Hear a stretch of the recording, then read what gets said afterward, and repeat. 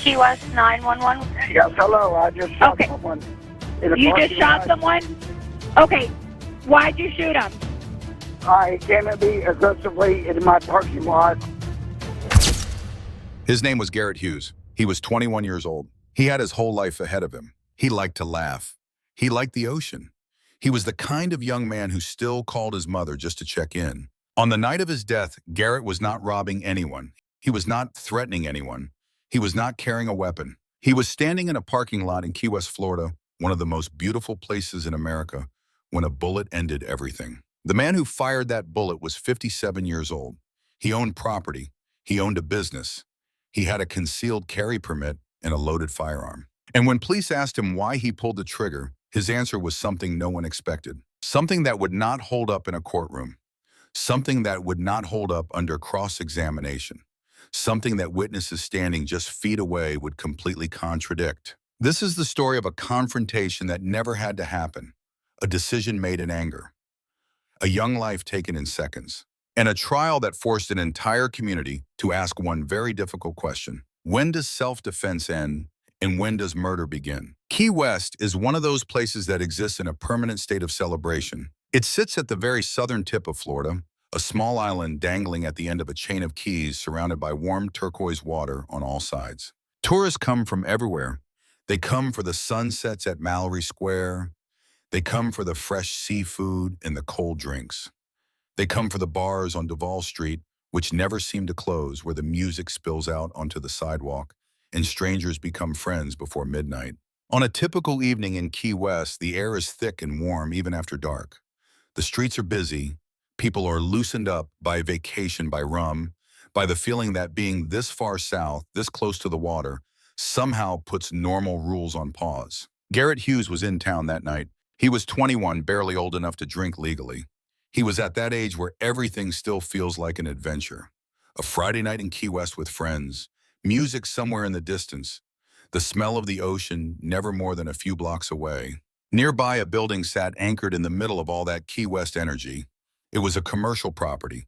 It had a bar on the ground floor, the kind of place that does solid business on a tourist island with a reputation for nightlife. Preston Lloyd Brewer III owned that building. He was 57 years old, a property owner, a businessman, the kind of man who had spent decades building something, accumulating assets, collecting the kind of pride that comes from ownership.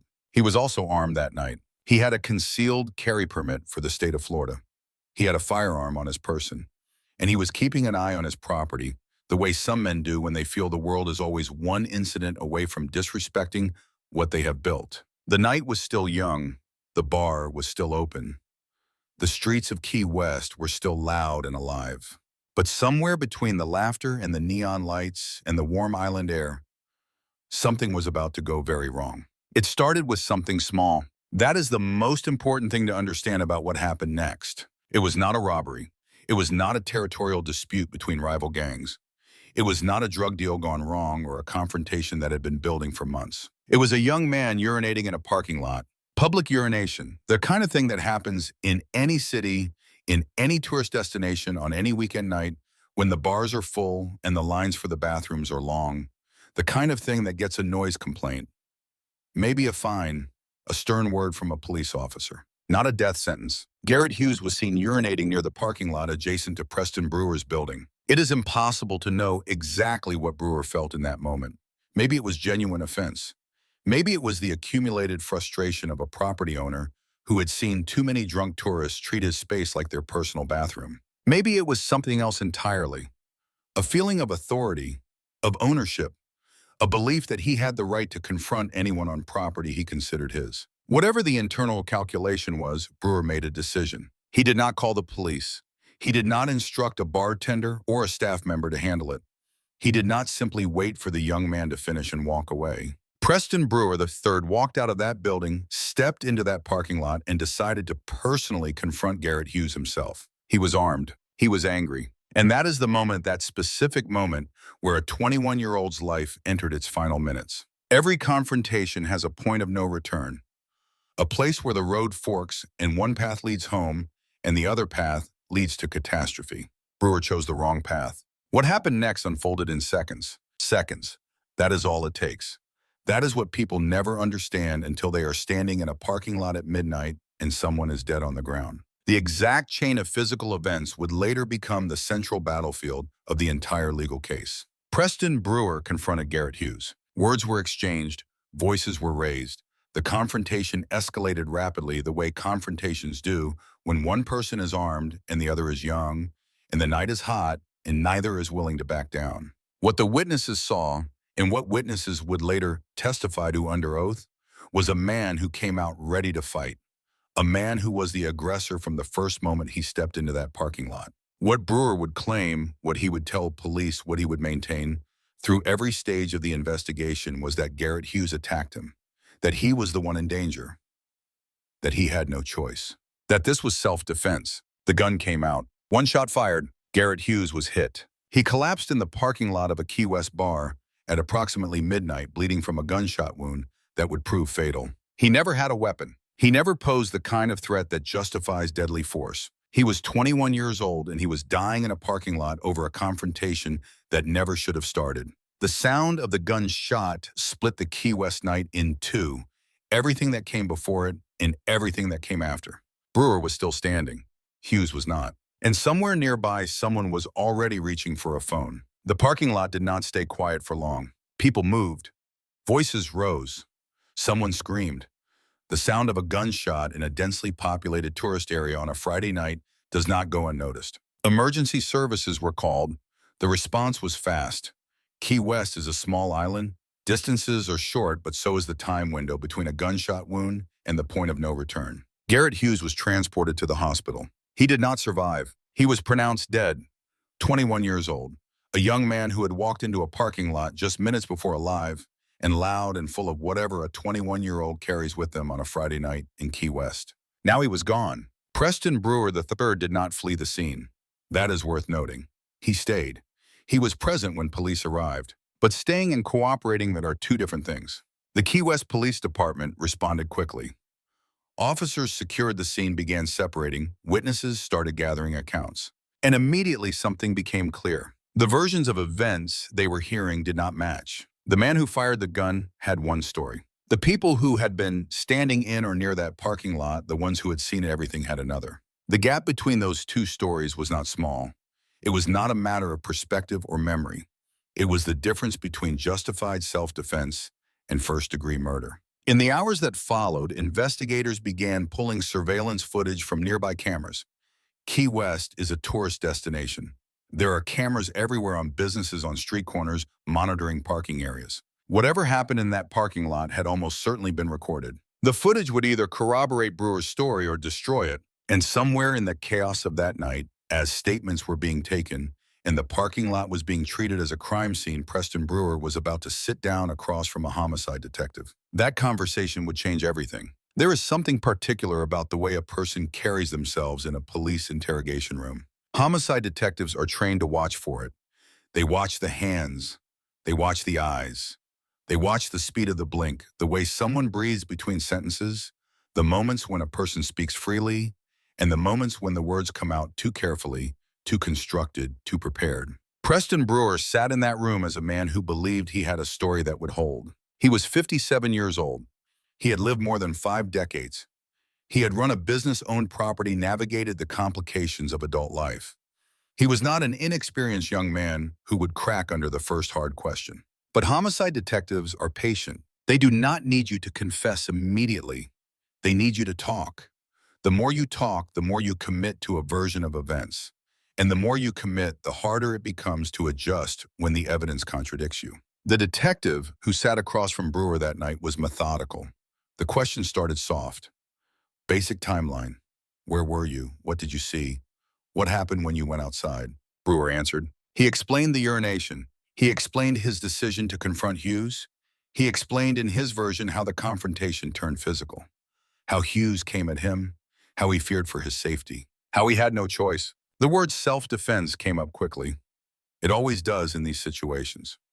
Florida has a complicated relationship with self-defense law.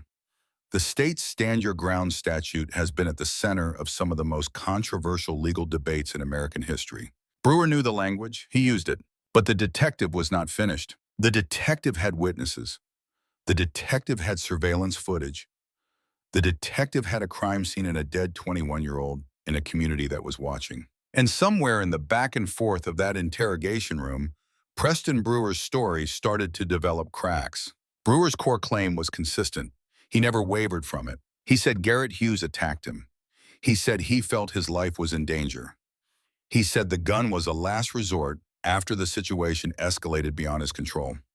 He said any reasonable person in his position would have done the same thing. He said it was self-defense. He kept saying it. What he did not say, what he could not quite explain in a way that satisfied the detective sitting across from him, was why. Why he had escalated the situation himself.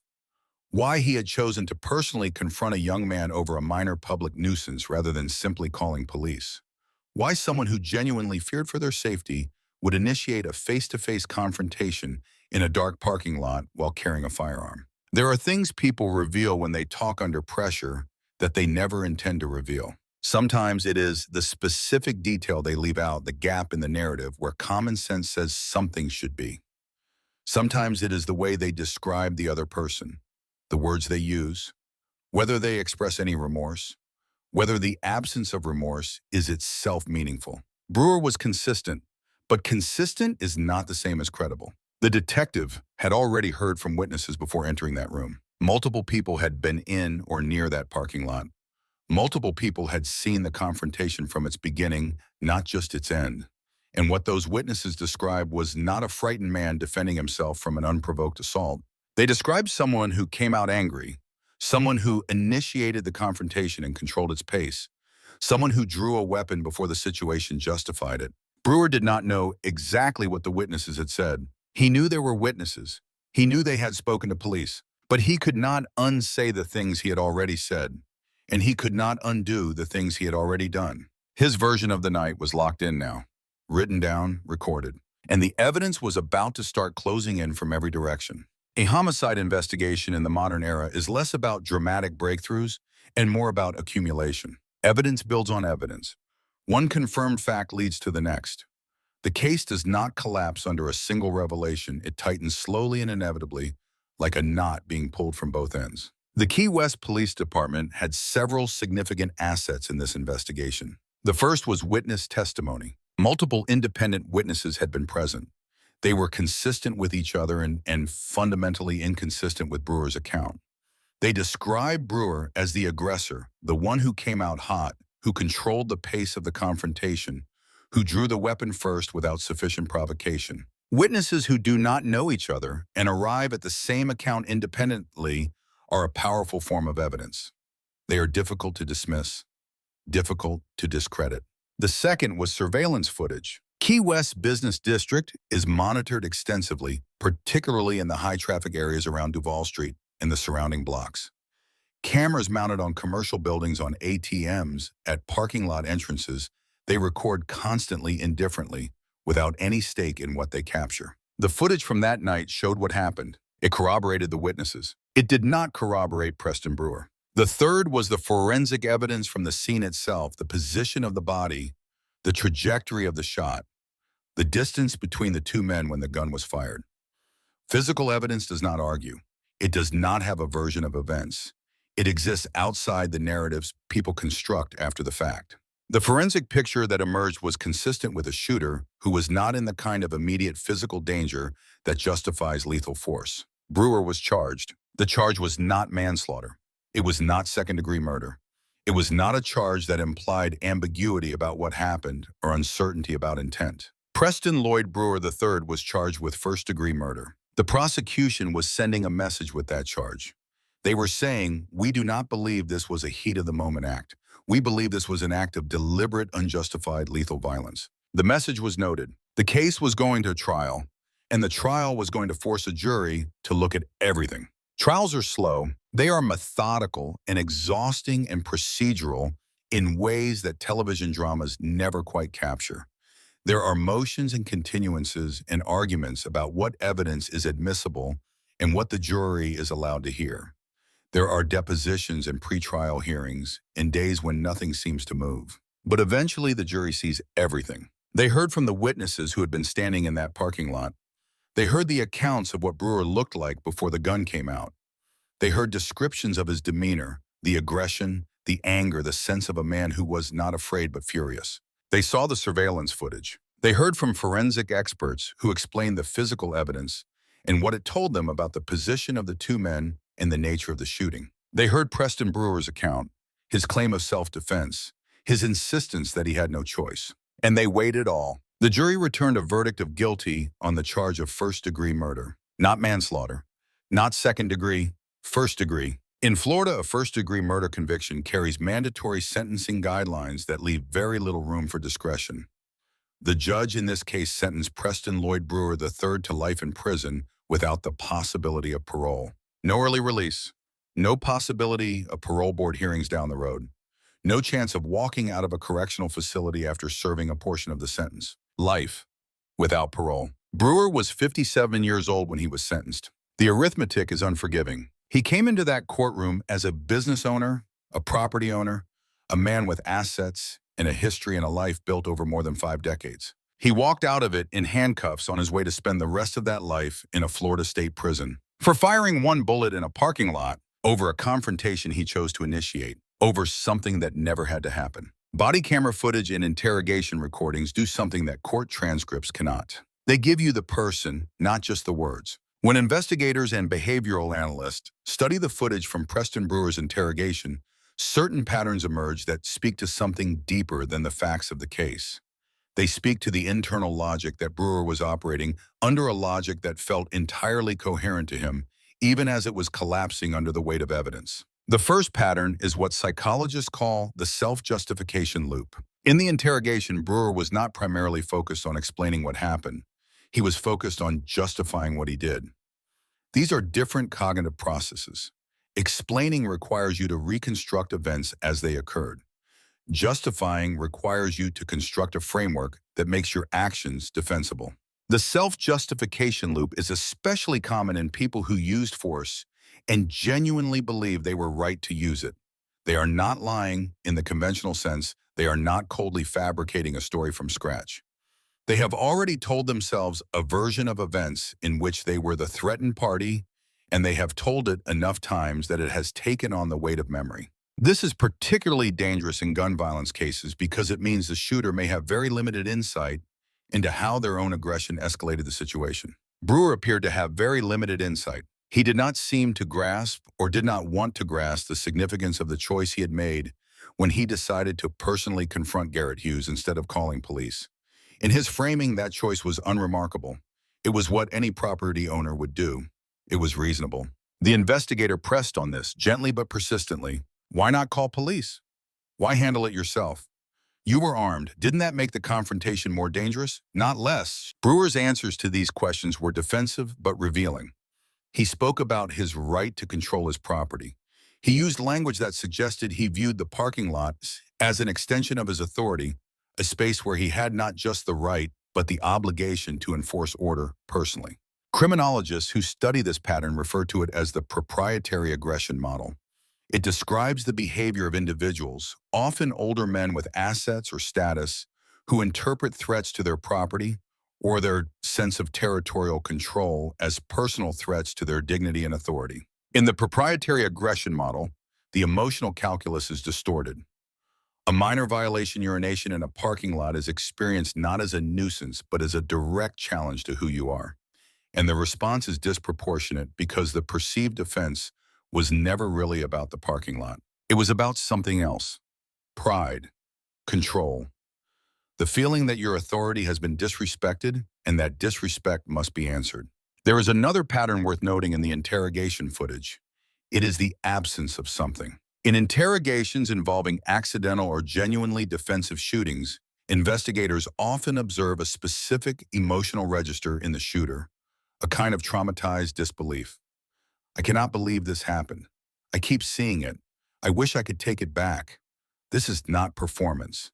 It is the neurological signature of a person whose nervous system has been shocked by an outcome they did not consciously intend. That register was largely absent from Brewer's interrogation. He was composed. He was strategic.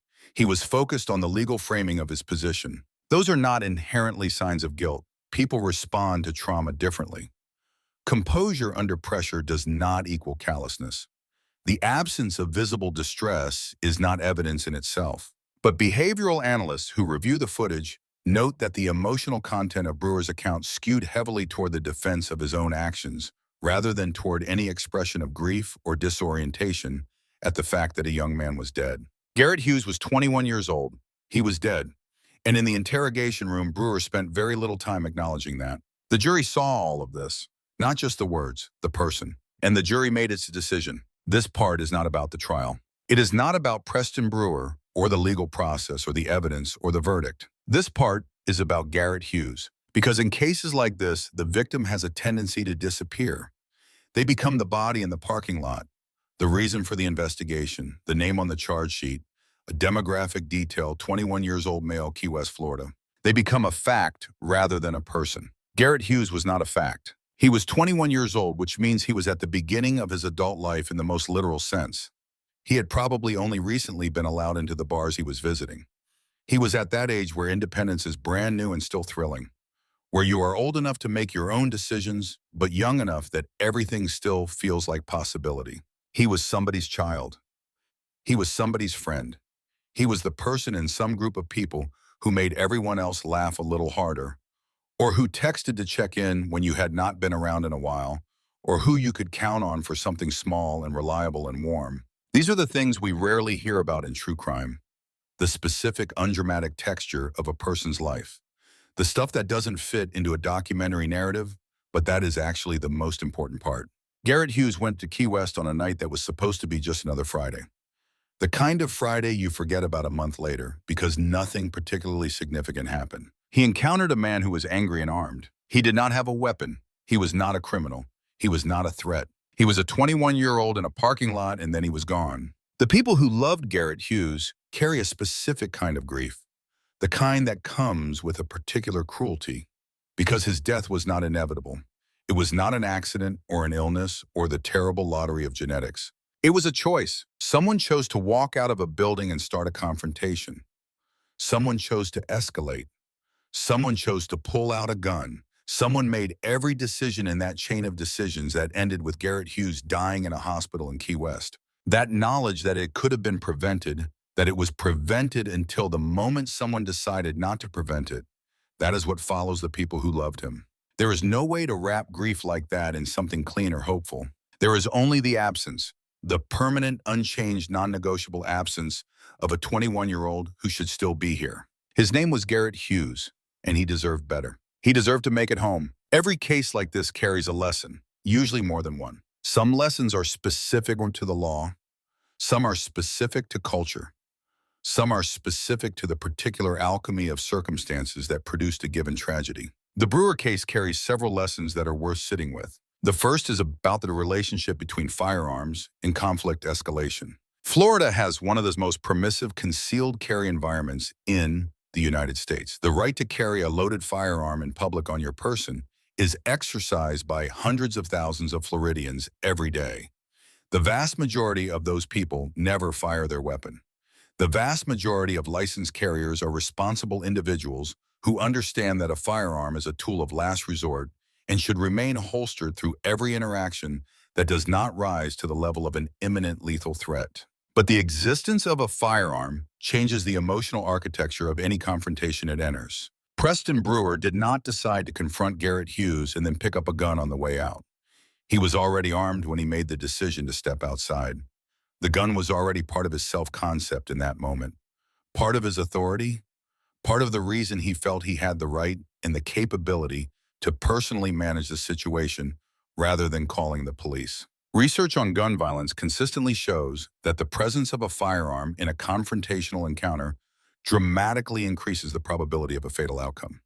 Not because guns fire themselves, but because armed individuals are statistically more likely to escalate confrontations, more likely to interpret ambiguous behaviors as threats, and more likely to cross the threshold to lethal force than unarmed individuals in identical situations. The gun did not cause the confrontation, but it made the confrontation possible in its most dangerous form. The second lesson is about what self-defense actually means. Self-defense law in the United States, and particularly in Florida, has been shaped by decades of legislation and case law into something genuinely complicated. But at its core, the concept is straightforward. Self-defense allows you to use force to protect yourself from an imminent threat of serious bodily harm or death. It does not allow you to initiate a confrontation and then claim self-defense when that confrontation turns dangerous. It does not allow you to create the circumstances of your own threat and then shoot your way out of them. There is a legal doctrine present in Florida law and in the law of most states called the initial aggressor rule. Under this doctrine, a person who starts a fight or who voluntarily enters and escalates a confrontation cannot then claim self-defense without first making a genuine and effective attempt to withdraw from that confrontation. The jury in the Brewer case applied this doctrine. They found that Brewer was the initial aggressor. He chose to confront Hughes. He escalated the confrontation. The danger he found himself in was at least in significant part danger he had created. That is not self-defense. That is something else entirely. The third lesson is about the cost of pride. Of all the things that led to Garrett Hughes' death, the most obviously preventable was Preston Brewer's decision to personally handle the situation himself. He had a phone. He could have called the police and reported a noise complaint. He could have had a staff member address the situation. He could have done nothing and accepted that a tourist had momentarily treated his parking lot with less respect than he deserved. None of those choices felt satisfying in the moment. None of them gave Brewer the direct personal assertion of his authority over his own property. But all of them would have meant that Garrett Hughes walked home that night. And all of them would have meant that Preston Brewer did not spend the rest of his life in a Florida state prison. Pride has a cost. Ego has a cost. Sometimes the cost is measured in years. Sometimes it is measured in lives. The fourth lesson, the hardest one, is about who bears the consequences of that cost unevenly. Garrett Hughes did not start the confrontation. He had no say in whether that night escalated or de-escalated. He had no control over the decision that sent a bullet in his direction.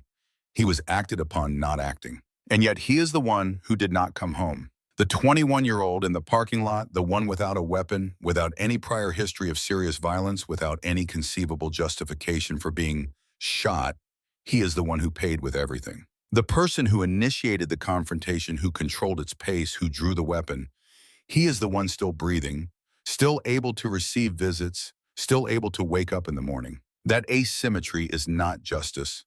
It is just what happened in the time before justice could intervene. And the people who love Garrett Hughes have to live with that asymmetry for the rest of their lives. Key West still looks the same. The sunsets at Mallory Square still draw crowds every evening. The bars on Duval Street still spill music onto the sidewalk. The ocean is still warm and close, and the kind of blue that makes people forget their ordinary lives back home. The parking lot where Garrett Hughes was shot is still there. Preston Lloyd Brewer III is serving a life sentence in a Florida State Correctional Facility. He will almost certainly die there.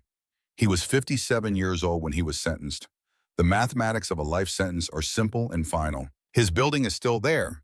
His bar presumably still operates. The business continues without him because businesses are not people. They do not grieve. They do not feel the absence. They simply continue. Garrett Hughes cannot continue. That is the part of this story that does not resolve, that does not find its way to a satisfying conclusion that gives the narrative a clean ending.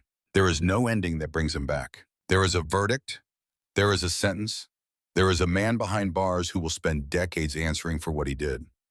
In a legal and philosophical sense, justice was served. But justice served and justice done are not always the same thing. Every time a case like this surfaces, and cases like this surface constantly in parking lots and gas stations and driveways and sidewalks all across America, the same question presents itself. What would it have taken to stop this? What would it have created? In the Brewer case, the answer is humbling in its simplicity. It would have cost nothing. A phone call to police would have cost nothing. Choosing not to initiate a confrontation would have cost nothing. Accepting the minor meaningless indignity of a stranger urinating near a parking lot and letting it go would have cost nothing. Garrett Hughes would have walked home. He would have called his mother. He would have woken up the next morning, and then the morning after that, and then all the mornings that should have followed. Instead, there is a gravestone. Instead, there is a family that wakes up every morning in a world that permanently lacks the person they love. Instead, there is a 57-year-old man in a prison cell looking at the wall with nothing left but time and the memory of a choice he cannot undo. There is a moment in every confrontation where the road forks. where one path leads toward restraint and wisdom and the recognition that your pride is not worth another human being's life, and where the other path leads here, to a parking lot in Key West, to a young man on the ground, to a lifetime behind bars, to a community left asking how something so catastrophic could have started with something so small. If you are watching this and you live in a state where you have the legal right to carry a firearm, this case is worth thinking about, not as an argument against that right, but as a reminder of what that right demands of the person who exercises it. Restraint, proportionality, the honest, unflinching acknowledgement that a gun changes every situation it enters, that the decision to initiate a confrontation while armed, it is never a neutral decision, and that on the other side of every split-second choice is a person with a name, a person who makes their mother laugh, a person who still has things they are looking forward to.